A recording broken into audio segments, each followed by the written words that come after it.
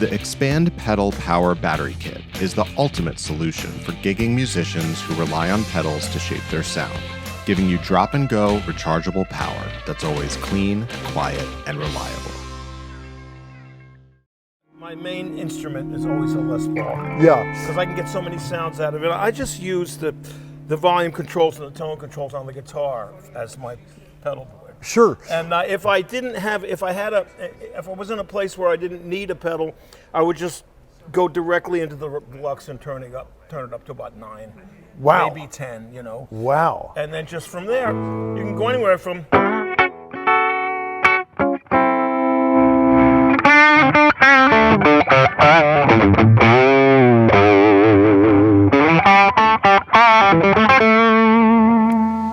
come on, right back to. So you got these things, folks. Yeah. They do something. It's all right there. And you know, Leslie West had taught me early on about just pulling the tone.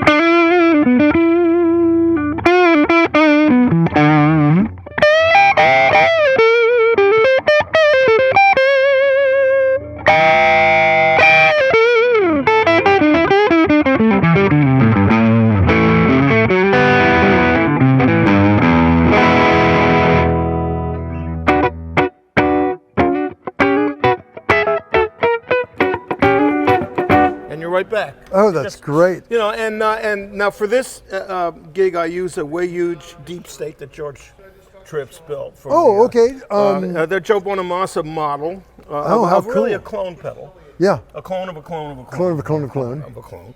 And that's it. I call my pedal board George, and with a J. And any Deluxe will do. This one's right now on about 3. And that's as far as we can go, and even then. And I'll just, you know, because if I need the headroom if I'm playing slide or something, then I'll need a little more, you know, just. You know, yeah. And when I was working early on in my guitar career with Al Cooper, playing at the Bottom Line in New York, about 1979 or so. And we're up there playing, and I got my Deluxe, and it's like, you know, up on a little Apple box. And I have an early version of a pedal board, and I have a gold top, P90s.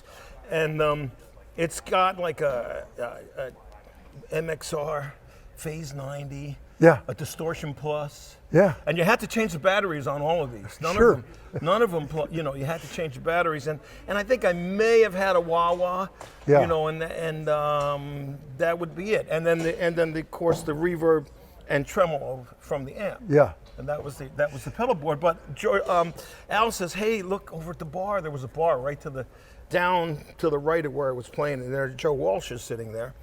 And Al says, Joe's gonna come up, all right? So Joe comes up. And he looks at that. He says to me, "What's all this?"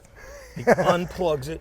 He plugs into the Deluxe. He turns it up to 10, and the tone of God. And I went, "I'm wrong. I'm doing this all wrong. Oh, wow! And I'm doing this all wrong. Let the amp, let that end of it be, you know, control the volume from here, you know." And so I learned early on about, you know, the reason the guitar and the amp, the unsafe guitar we talk about with nothing in between, you know, your sound, it's a real thing. Oh yeah. You could ask Tab Benoit about that and some other people who, you know, who can plug directly into an amp, and, you know, Derek Trucks can plug into a Princeton and get that same sound because it's all coming from here. Right. So even like with all of your TV work, were you able to do it? Well, no, with the TV, no. See, you know, because you guys came to visit me when I was on TV, and I had to get all kinds of sounds that were on record. Sure, because you're playing with everybody. So it was kind of like a studio pedal board. Yeah. And it sat there and never had to do anything to it. It collected dust a lot. Yeah. And I did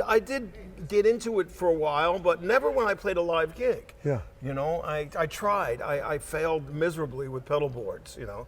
And as far as there were things I really dug, like I would dig like an Echoplex. Yeah. Because it added something to the front end. Oh, you know. sure. And it didn't have to be a tube. The solid state ones were great too. Yeah. And sometimes we just run that just like tight. that was sort of the, that sound like Eddie Ray Gomez used to have. Sure. Some of these guys had that really tight, just like single slap thing going. Yeah. And I like that, but again, once again, the more shit you put you put on the ground. I see so many guys, and I'm not to say that, but they spend a lot of time down there. Right. So where does that get in the way of what you want to play? Yeah. And you'll be like, oh, this doesn't sound right while you're playing. Well, you've already lost it. You already lost your train of thought, and you're playing. So that's just me. I don't suggest it for everybody. Yeah. I'm already 70, so man, I ain't changing. Yeah, right. But I will take any pedals that people want me to try. Yeah, try and convince them. No, go ahead. But no, there's so many great pedal makers. Sure. And when I was on the show, I got a lot of stuff from a lot of great people. Yeah. But now I just for my own blues gigs. Yeah. And for even what I do here with Blood Brothers. I'm just, I didn't grow up in the pedalboard world. Yeah. So, I love that Joe Walsh story. Well, that's the truth. God, and Al Cooper used to give me a hard time. And Harvey Brooks would play bass with us, and he would always say to me, and he'd look down and go, Michael, and Bloomfield, he said, Michael just plugged into the amp. Yeah. And they were busting my chops. Like, what are you, a wimp? It's just we come from a different place. Yeah. And my heroes were 10 years older than me then, so sure. So they would, a lot of those guys were like, what are you doing? What's but the truth is, Hendrix would have had a pedal board a mile long by now if he was alive. You're right. He could play, and there's there's some people that are genius with the pedal boards. Yeah.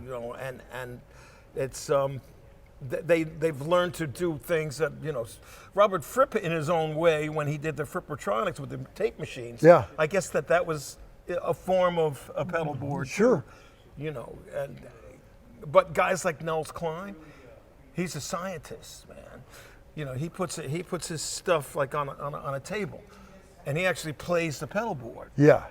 So that's musical to me. Yeah. That's musical. He's not on the ground setting it. He's up there actually. He'll do something and he'll be playing, But if I see like a Strymon pedal, I got to go to college. Yeah, right. Yeah. And I think everyone that has them, they sound fantastic.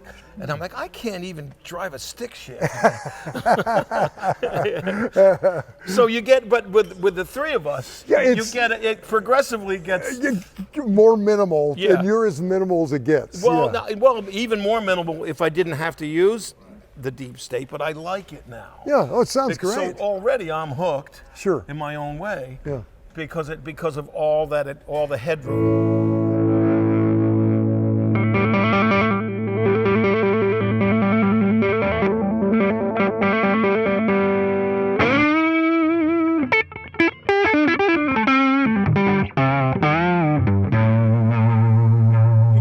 Out of a little a Deluxe on 3, Sounds killer. So are